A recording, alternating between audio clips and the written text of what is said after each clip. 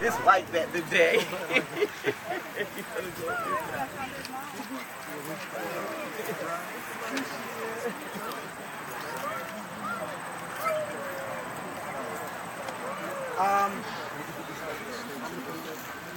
Let me begin by thanking you in advance for your patience with the entire Hurricane Irene situation, and also to say how delighted we are that the incident was not worse than we've experienced thus far. We've had several of our communities lose service. Some of our communities have been evacuated, loss of electricity, and had some other damages as a result of this hurricane. So come on this side for me. So what we're hoping is that that you understand the magnitude of a hurricane and the damage that it could have caused on our community as a result of some of the measures that we took to make sure that all of our citizens were safe. Certainly, it wasn't as bad as we expected, at least not yet. But we couldn't take that for granted. We couldn't take those measures for granted and assuming that it wouldn't be bad. So if there were errors, the errors were on the side of caution. And thank goodness we made those errors to evacuate you because you're still here to tell about those errors if some were made. As it stands right now, we don't believe that the water will rise any higher than it is now. In fact, there's some indications that it's going down.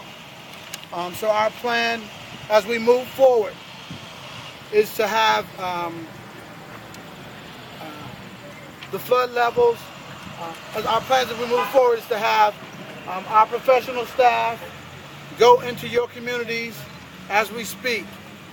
The first staffing will go into the Glen Afton section of the city to look around. There will be fire personnel there. There will be inspections department employees there. All those departments to make certain that your house is okay to go back into.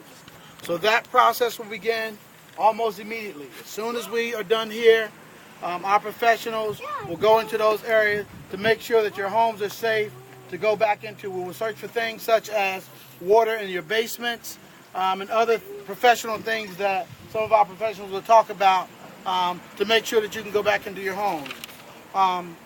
Shortly after we do the Glen Afton section, we will go into the island section of the city to make sure that your homes are safe.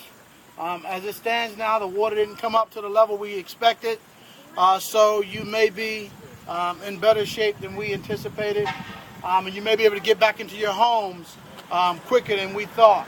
We thought 2 days, but our hope is that you can get back into your homes on tonight. So sometime after 7 p.m. Sometime after 7 p.m. we're hoping that Glen Afton section, the island section, will be able to occupy their homes. Our inspections department personnel is here. Our fire department personnel is here to see to it that you can get back into your home sometime tonight. And shortly after that, we will go into the Ferry Street section of Trenton to analyze their damages, which was a little more stringent than Glen Afton and the island, to see if they can start moving back into their homes. And then from that point, we'll go into the Bruning Avenue section of Trenton to see if they can go back into their homes. And then finally, we'll go into Taylor Street to see if they can go back into their homes. This is not an exact science. We are just going based on the information that's given to us and based on what the professionals are saying. So we apologize for any inconvenience it may have caused you, but know that we were working in your best interest at all times. You're safe, you're here, your family is safe. We had no fatalities. as a result of this. So we are very, very pleased with the outcome. Where there were mistakes, we ask that you contact us. Let us know what you thought we could do better. And guess what? We're going to do it. We'll do it better. But thank goodness you're here to tell us about them. At this time, I have conversations or comments from our fire director, Mr. Bashir, and our Health and Human Services Director, Mr. Joseph Rubino. Speak up, Bob. Thank you very much. The mayor pretty much gave a very good overview in terms of what the current status is. All indications originally was that we were going to receive some flooding from the Delaware. We not only the local officials looked at that information, but we also conferred with the county OEM and as well as state officials as well. And we made a decision on the side of safety, and that is evacuating the residents.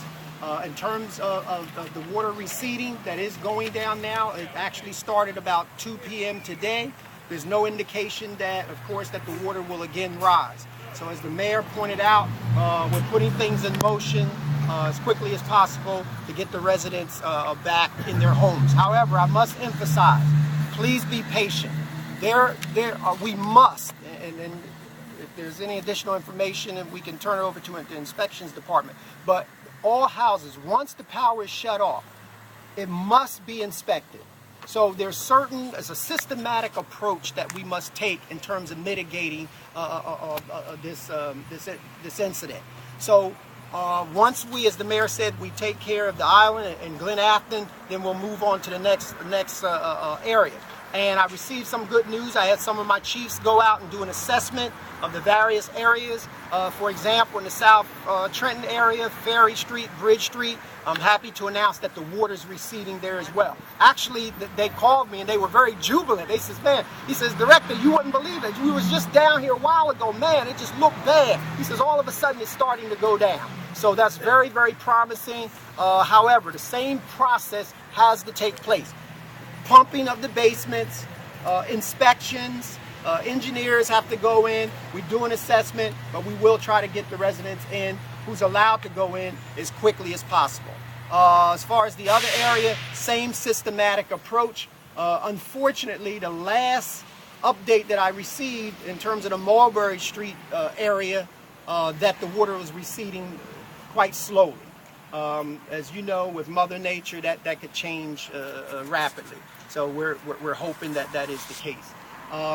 Let you know too, just to reassure you, we hired extra crews. We had squads going out. We had special squads that would cover each ward of the city. We hired extra battalion chiefs as incident commanders to oversee the operations. We actually put into service some of our old vehicles. So we've been doing whatever, in terms of whatever we felt was necessary to try to mitigate this situation. We have not held back, and we're here to serve you, and we will continue to do that. Thank you. Beautiful.